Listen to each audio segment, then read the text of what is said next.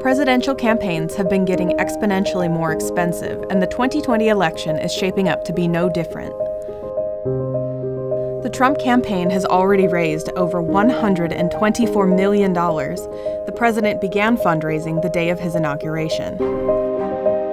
Yet, in the Democratic primary, nearly every candidate has taken some stand on how they are raising money in this election. I'm building a different kind of campaign. Money has had such an outside influence on politics. I don't believe that democracy should be for sale. We need to take the dark money, the insidious forces out of our politics.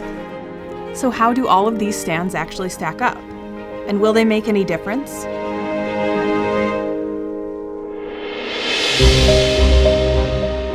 We have, I think, already an American public that understands that there is a problem and understands that special interests and wealthy donors have a distorted impact on our political process.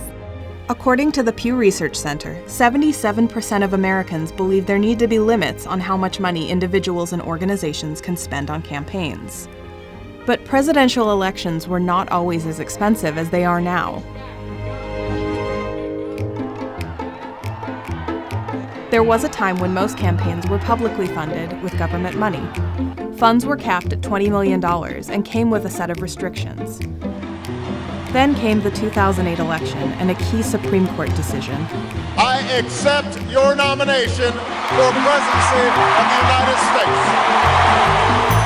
Obama rejected public funds and financed his campaign through private donations, effectively circumventing the spending caps. A golden era of PACs followed.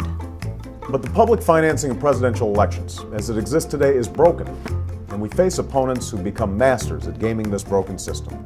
PACs, or political action committees, are organizations that pool campaign contributions. Corporate PACs are funded by employees and shareholders of a company. Since corporations are barred from contributing directly to candidates, these PACs essentially promote the corporation's interests.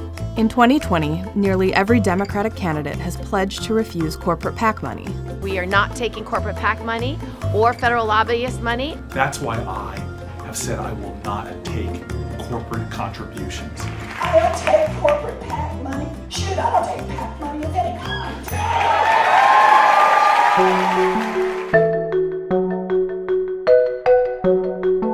Super PACs are supposed to be independent from candidates and can accept unlimited contributions from any source. In 2010, the Supreme Court upheld the ability of super PACs to spend unlimited amounts of money in the landmark Citizens United case. 11 of the Democratic candidates have disavowed support for super PACs. But that pledge is a bit more complicated than refusing corporate PAC money. If a candidate receives a contribution from a corporate PAC, they can just return it. A candidate can't formally control a super PAC, but if a super PAC pops up and begins to spend money in their race, there's not necessarily a lot that they can do to prevent that. According to Fisher, these pledges, at least so far, are more symbolic than they are substantive. Corporate PACs aren't typically a big player in presidential primaries, and at this point in the cycle, the super PAC pledge hasn't made a real difference in fundraising.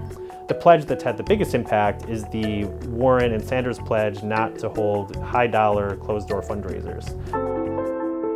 Every election cycle, wealthy donors pay significant amounts to attend private fundraisers with a candidate. Instead of raising $5 or $10 at a time, candidates can charge hefty prices for entry into an exclusive event. In exchange, wealthy donors get access and an outsized voice. Over time, if a candidate is spending an inordinate amount of time with wealthy donors face-to-face, hearing from them about their priorities, that's going to have an impact on the policies that you as a candidate are going to support and promote. I think that part of the shift that happens is this recognition of the role of small donors and small donor democracy, which is fundamentally a different way to run for office. And with that shift in campaigning style is an increased focus on cleaning up the government.